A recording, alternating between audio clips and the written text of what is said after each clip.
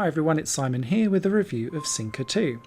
Sinkr 2 is a puzzle game that came out this week and it's available on PC and is a direct sequel to Sinkr, which came out last year. The gameplay revolves around you using hooks to hook coins and then pull them across the screen so that they can basically fall into the slots that they need to go into. Hook, line and sinker. Badumts. I'll stop the dodgy jokes now. The idea around it is that initially it's about pulling the coins across, but then you find that the hooks, you can start rotating their orientation so that they can flip and move strings on both sides of the line that you're pulling.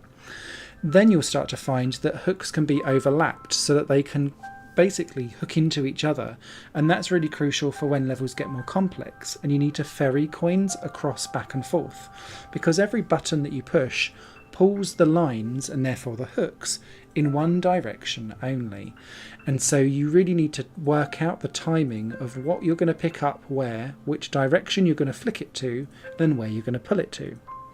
The levels are laid out between 1, 2 and 3 asterisks, and essentially that means stars in terms of difficulty level. And what I really like about Sinkr 2, and one of the big improvements from the original, is that the 80 plus levels are all grouped into little sections so that you can complete several of them, but then choose to skip over a couple of them if you find that they're too difficult.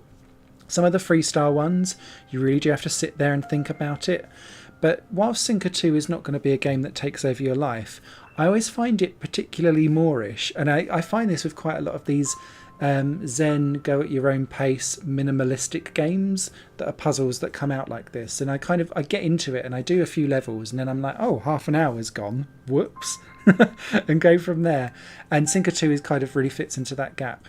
I also really appreciate in Sinkr 2 that, and it's a big improvement over the original, is that there's grid lines that go across, because sometimes you need to think about how you line up specific flip overs or interlocks, and the grid just makes it so much more easier, and it's a great quality of life improvement for the game. The music is zen ambience in the background. You can go at your own pace. The 80 plus levels will take a few hours for you to get, and there's some easy Steam achievements to get through that if you want to 100% and complete all of the levels. I also really appreciate that the level path is down the right hand side of the screen, so for every level you can, if you're stuck on it and you just want to try something else, you can click off into the levels that you want to go to next and they'll automatically pop up for you. So that's Sinkr 2, a good improvement over the original and with some really intelligent level design. It's out now.